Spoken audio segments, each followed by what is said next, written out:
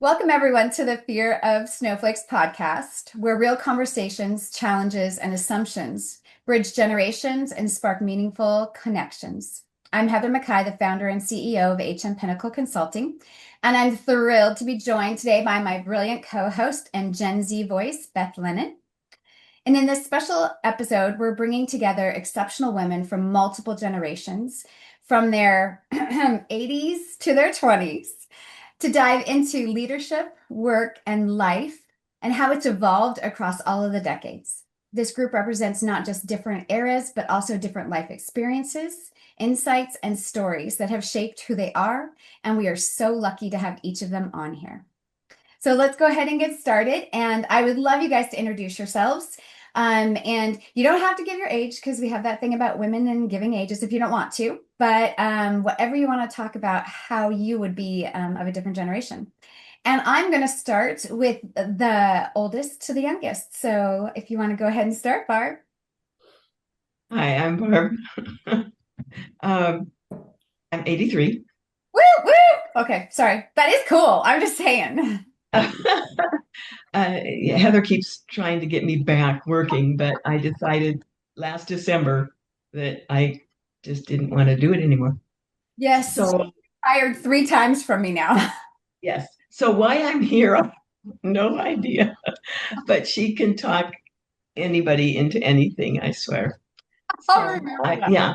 And I worked for a while, real quick work thing. I worked for a while from the time I left my folks' house to when I got married and moved out of state, and then raised my children, and then came back to the workplace when I was 40. Wow. So then I Okay. worked. Have a different perspective. I love that. Welcome, Barb. Thank you. And Miss Jeannie. Hi, I'm Jeannie, and I would be a baby boomer. And I have a wide variety of experience. I spent probably a good close to 20 years in the high tech world in sales, and then took quite a few years off after having my son and stepsons. And then went back to work, working for a CPA for a while. And then Heather brought me into the working world again and working in HR for 4 or 5 different companies. And so learning HR from kind of the ground up several years ago. So still trying to help her out a bit. I love that. I also love that both of you already have shared something in common, which is the idea of stepping away from work to have a family and then coming back, which is super cool. And I can't wait to ask about that in a minute. But let's go to the lovely Miss Linda. Hello, I'm Linda. I'm 30. I'm a millennial, and I have 8 years of experience in manufacturing and aerospace, mostly around leadership and like lean manufacturing process improvement type stuff. And it's been a fun ride so far. I'm excited to be on this podcast. And she just recently had a baby and has been home for a short period of time with her adorable daughter, too. So she kind of has that idea of what it's like between a millennial and a baby boomer, and how long you stay home with your kids before you hit the work environment again. So we'll talk about that, too. I would have been somewhere in between the Jeannie and the Linda concept as a Gen X. And so I've been in a work environment for about 20 years. That's all I've ever done. I did not have kids, so I didn't stay home. I have a great stepson who I love, but I've always just worked and worked and worked and I think worked. That's about all I've got on that front. And then Miss Beth. Hi, I'm Beth. I'm currently a sophomore at Virginia Tech. I'm in Gen Z. I'm 20. And I started interning for what? Are you just 20? Yeah. I Oh, just turned 20 in October. shut up. Okay. Sorry. I thought you were old. Yeah, I started interning for Heather over the summer, and I've been able to continue part-time throughout the school year. So yeah, it's been really great learning from her. I'm excited for you guys to learn from each other now. So I guess I'm going to open it up and just say, if you had the opportunity to tell your younger self something that you are so proud of that you have become or done now, what would it be? Because we all have something that we would look back and say, oh, I wish I would have done this differently. But let's spin it. What would you go back and say, Nice job. I'm glad you did blank because it's made you who you are today. I'll And I can start. start. Oh, Okay. good. Go for it, Linda. When I was in high school, I worked at Taco Bell, and you learn so many experiences when you work in fast food. It's hard work, and but the part that resonates with me in a not necessarily positive way is that it's a big corporate infrastructure, and I would have all these ideas for ways to do things better and faster. Specifically, the thing that still haunts me to this day is the process for making refried beans there. I figured out a way to do it so much faster and it made a better bean. And so I'm so proud to tell my boss about this, and she's like, no, you can't do that. Why? Well, because corporate says you have to do it this way. Why? Well, because all of the stores have to be the same. And if we come get inspected, it's this whole process. And I'm like, but it could be better. And she's like, yeah, you're right. You still can't do it that way. And it just haunted me the whole time I'm there. And then these corporate people would come and I'd tell them about the beans and they'd say, nope, sorry, you have to do it, XYZ way. Anyway, I get to college and I start learning about lean manufacturing. And the whole base concept of that is you take the employee who does the job every day and you say, how do you think we should make this better? Because the person who does it knows the best. And it was like a light bulb moment of, oh, okay, if I got into this field, I could improve people's lives instead of just telling them how to make their beans every day. And anyway, now that's what I do for everyone. I just get to take their ideas and make them into reality, and we don't have to just listen to what corporate says. We can actually change things. I love the fact that you took something that was a no and you showed that whole millennial side. The why, but like my generation would not have asked. We would have just done it. Like we would have been like, this doesn't work. Oh, Here's what we're gonna do differently. And your generation like questions, questions, questions. I love that. But I think that's yeah, what she's so good at what you do now too. yeah. That's okay. Anybody else ever? No? Wow. I'm sorry, Linda. That is one that I could not ever do. Like, I don't like people well enough, I don't think. What about you, Jeannie? What would that moment be in your younger you if you could tell them? Good job. I can't really think of anything I would do differently, but I know I would say one thing don't burn bridges because Yeah. when working in the high tech sales, I worked with people in California and made really good relationships with them. Had a trip out to Connecticut and met with somebody else going to lunch or whatever, a client, and found out that the person in Connecticut, the person in California had been business partners at one time. So you never know how a relationship develops, and just don't burn any bridges with one person, because you never know how that's going to turn out. That's a really good advice, and probably something all of us have done the wrong way at some point in time. I'm pretty sure there are a few. I will say that in HR, you learn that even more because I have seen resumes of people I've terminated at other organizations and a new organization come through, and I'm like, oh, really? You're making this story up and pretending this is what happened? Like, you just never know. The world That's is, right. Small world. it is. Yeah. What about you, Barb? I can think of things that I wish I had done rather than what I did right.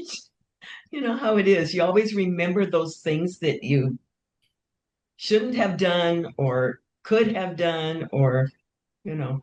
But the one thing that they stuck with me was from the time you're young, you need to practice. You practice your job, you practice your piano or your violin, whatever your mother or father Forces you to put do. you to.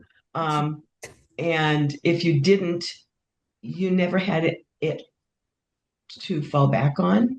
You never knew that you could do something because you gave up too soon. I guess that's Yeah. where that comes from. The one thing that I did right was I took business class in high school because I thought it would be a cheap grade. So, so we had to learn the typewriter. And I thought, oh my gosh, the typewriter. And I said, I'm not going to be a secretary. I'm not going to sit here typing all day long. So I learned it.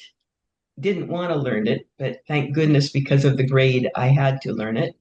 And who knew computers were going to come up? Who knew we would be living on our keyboards, whether they be on the phone or on, at work or at home?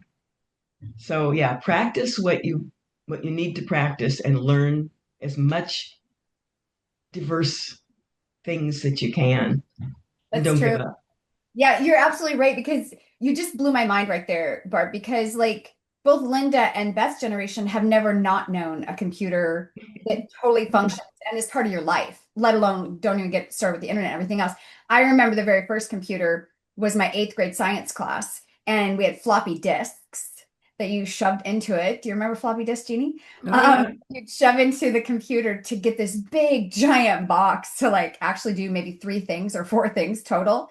But you're right. If we would have thought back when you were in high school what it would be like today for technology or computers or anything like that, you would never have believed it, like ever. You don't know what's coming up Yeah, no. as much as you can. Especially now with AI. Yeah. Oh, Yeah. yeah.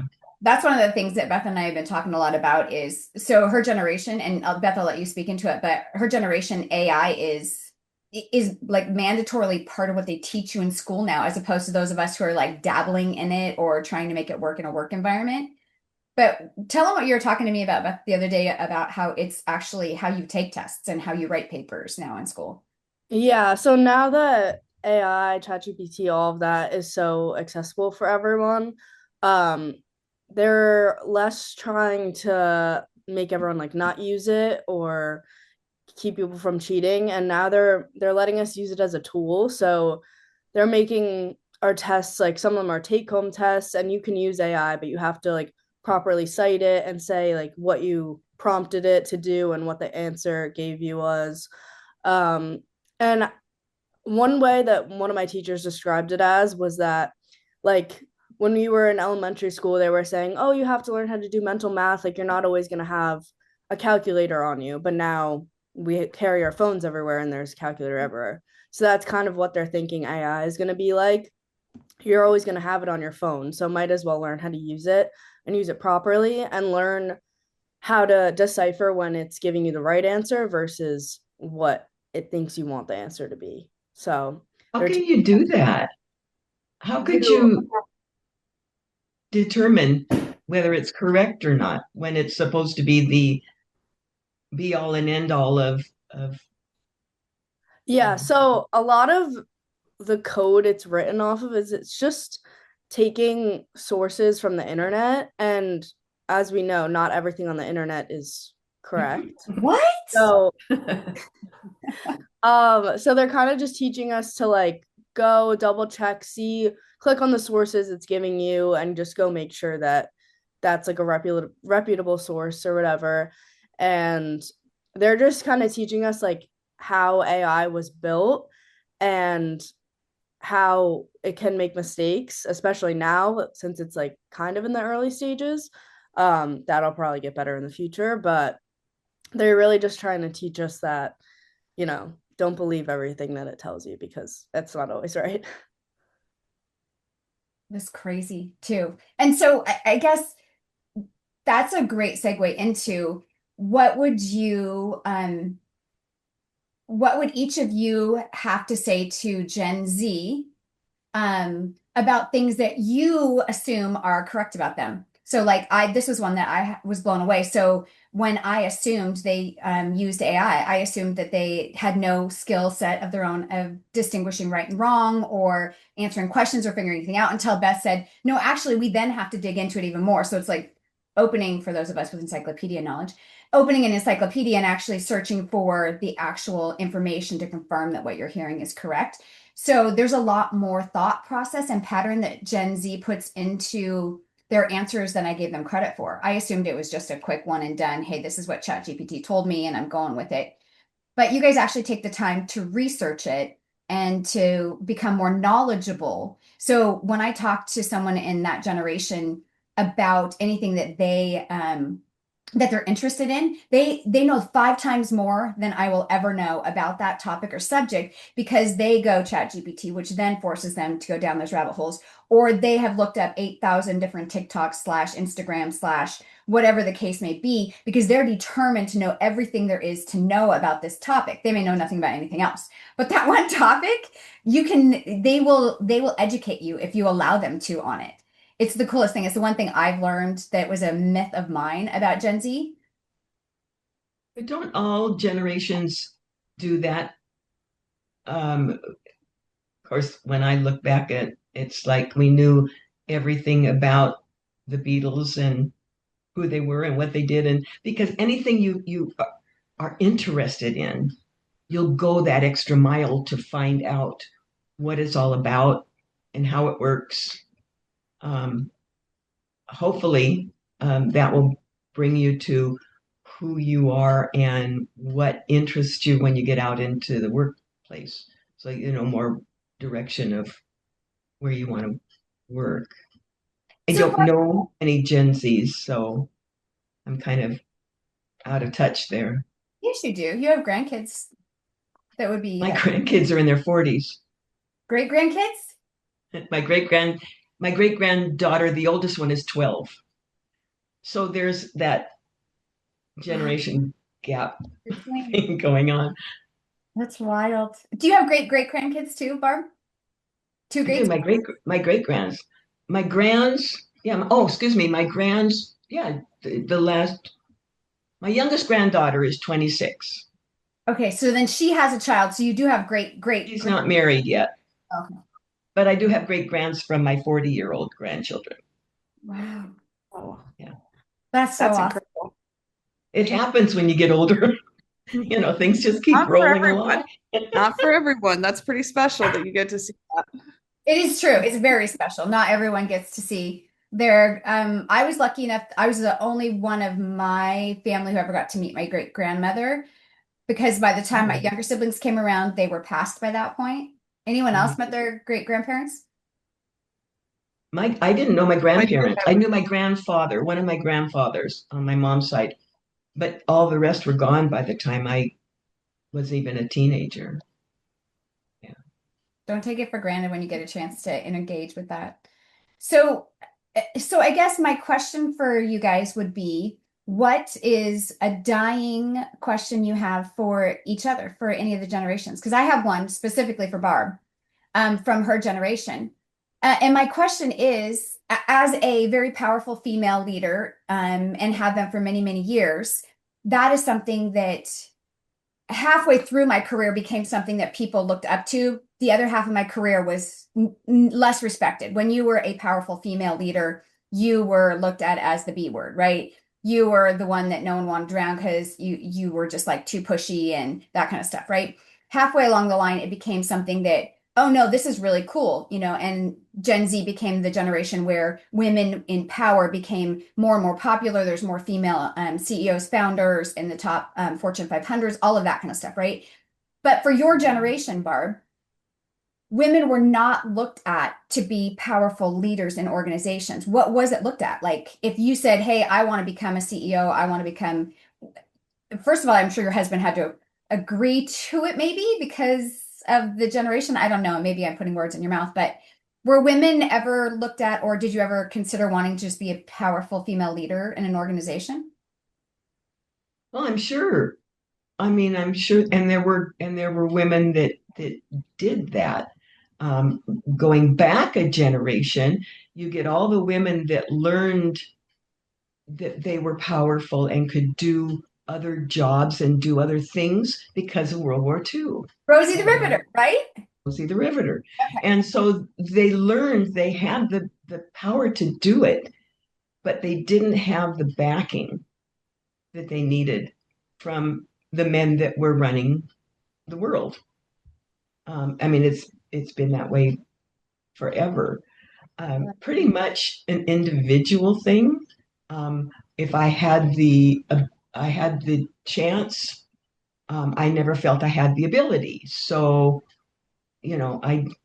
for me, I was never looking for to be a powerful woman in work. My type of personality, I'm there to help. And whatever I can do to help, that's who I am. But I know women who have risen to power and do well In your age group? in my age group. Well, maybe not. Well, I can't say that either.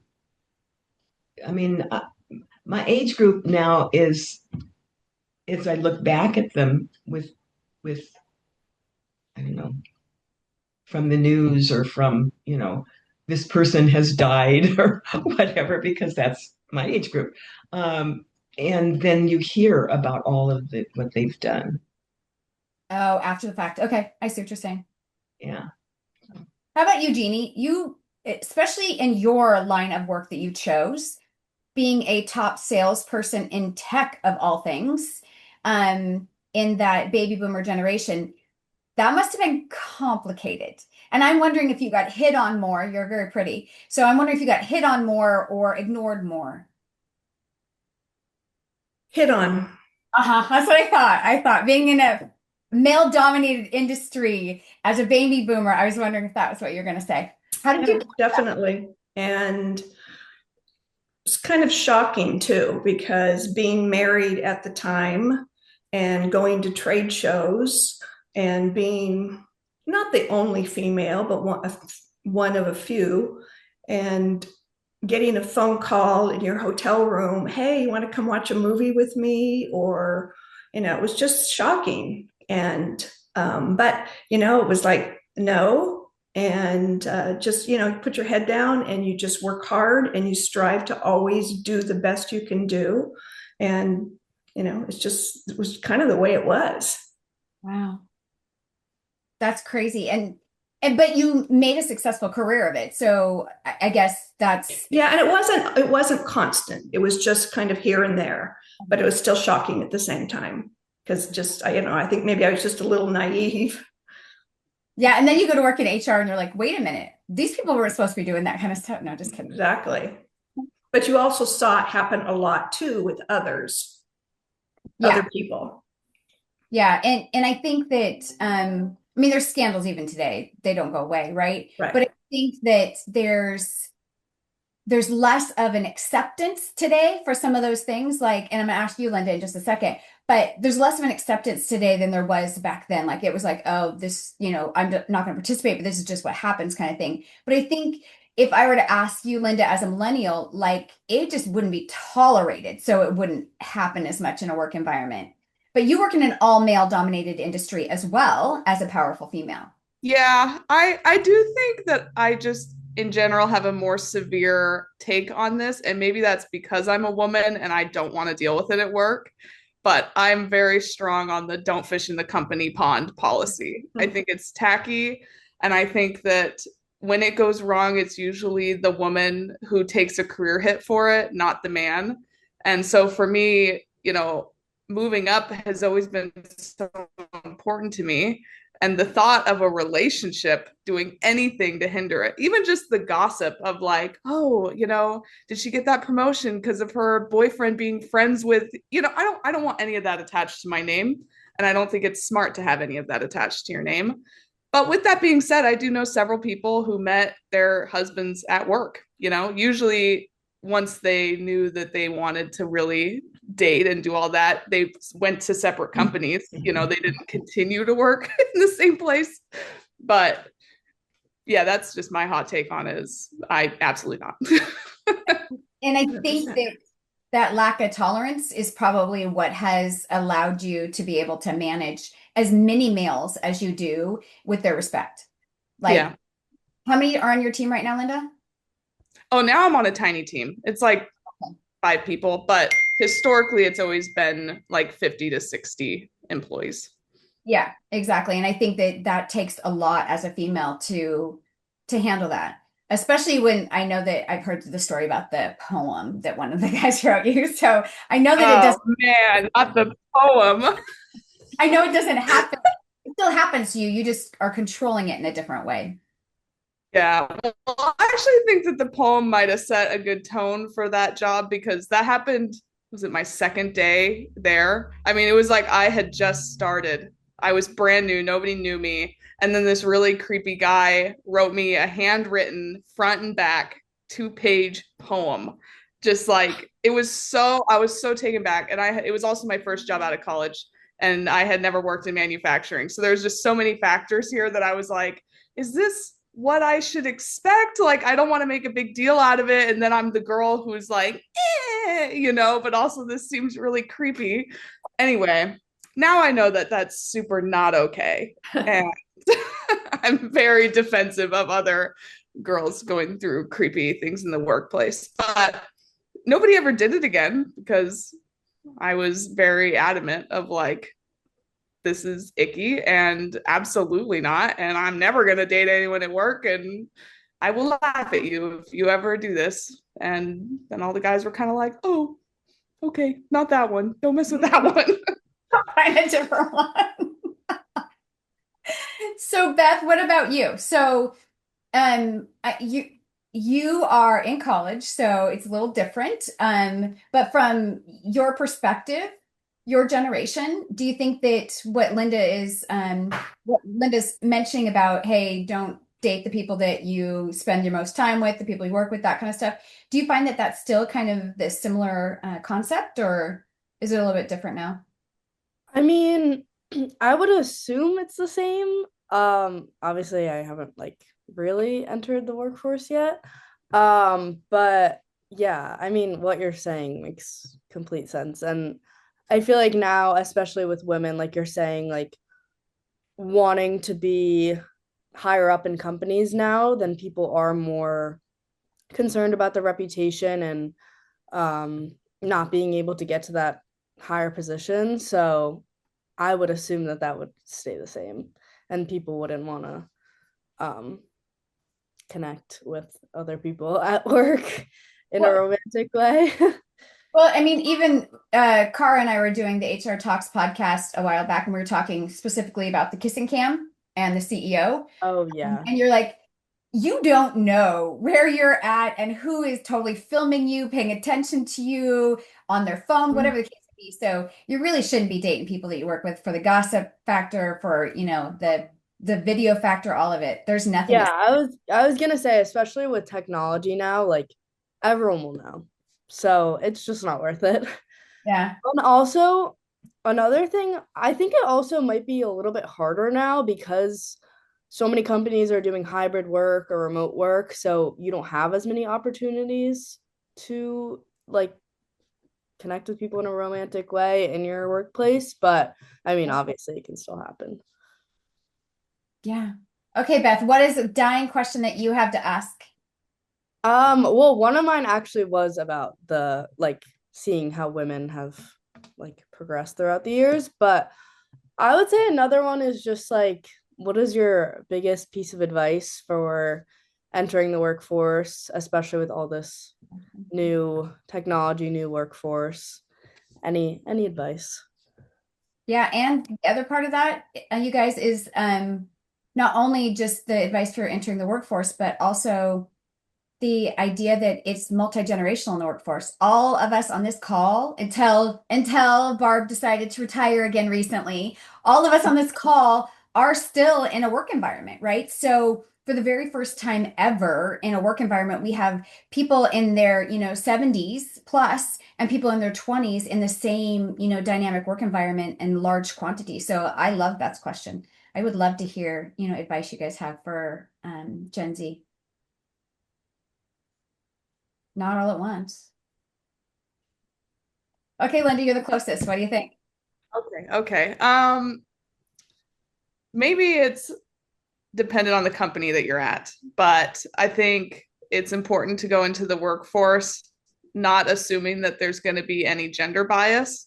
It's in the media so much. It's all these concerns. Oh, was I slighted because of this instead of this? I think you just should assume that you are equal to your peers. You have just as much talent as your peers, if not more.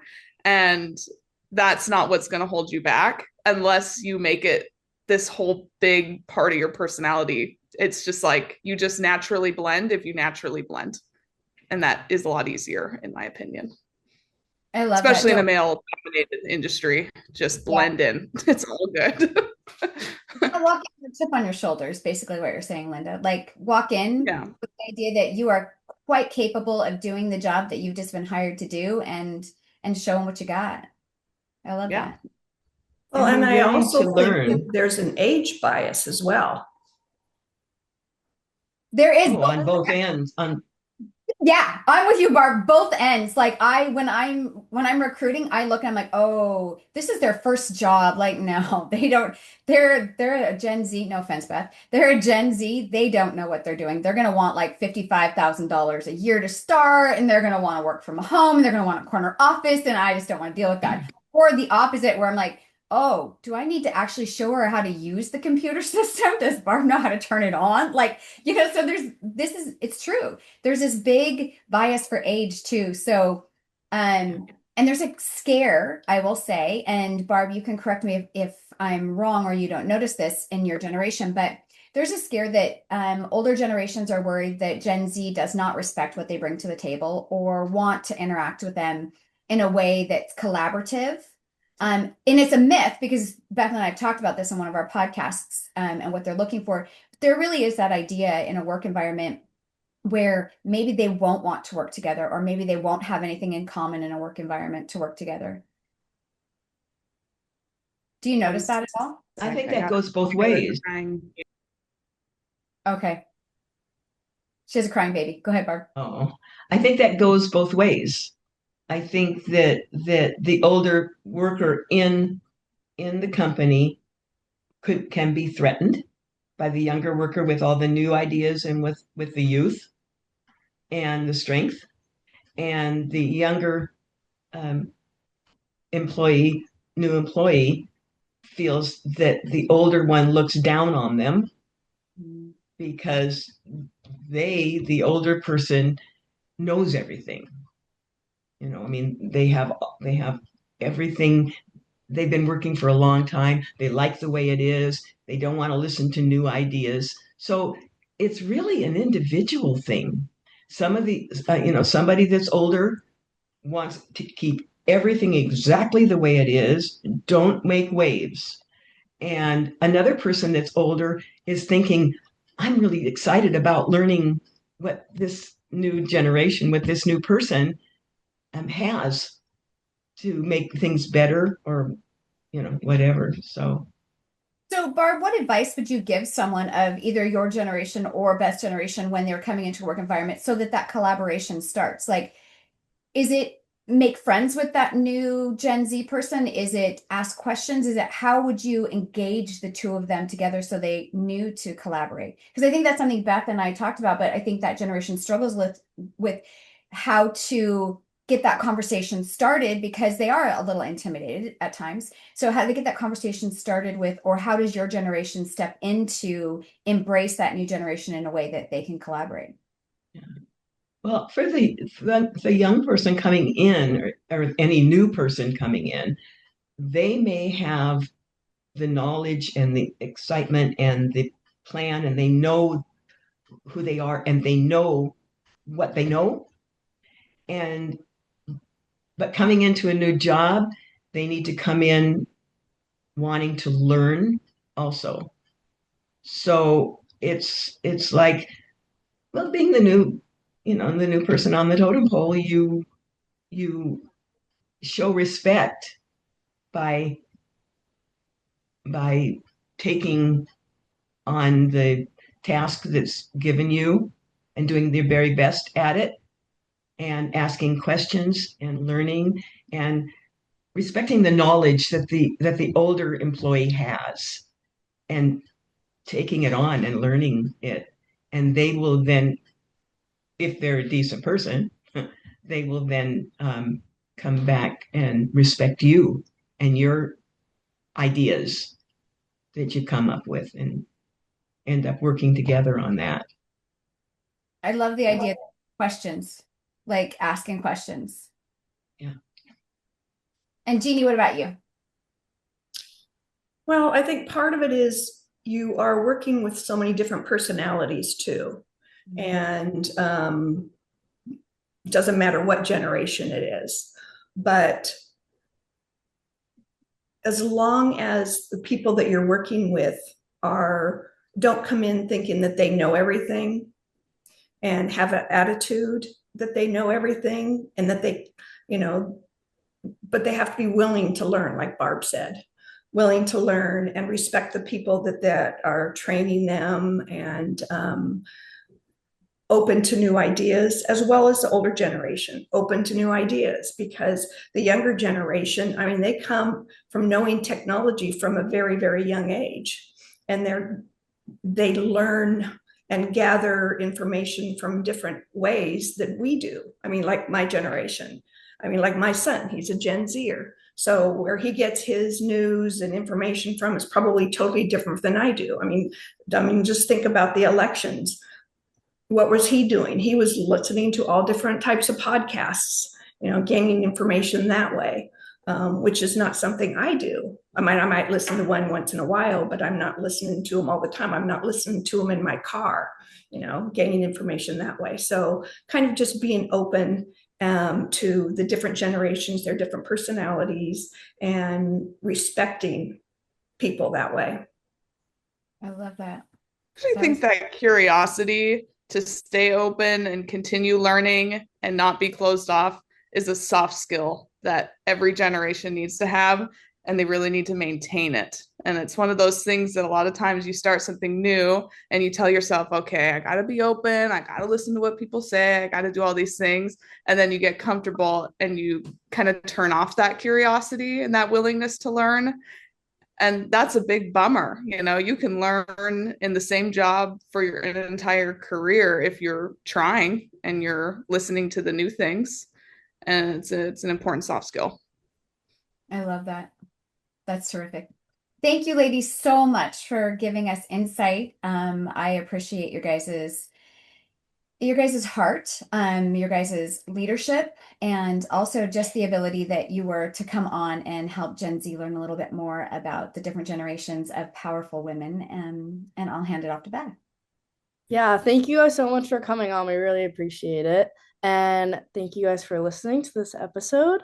If you're watching this on YouTube, make sure to subscribe. It's HM Pinnacle Consulting, and on Spotify, it's Fear of Snowflakes. So thank you for listening to Fear of Snowflakes, where every generation brings something worth listening to. We'll see you in the next one. Thanks, guys. Thanks. Thanks. Bye. Thank you.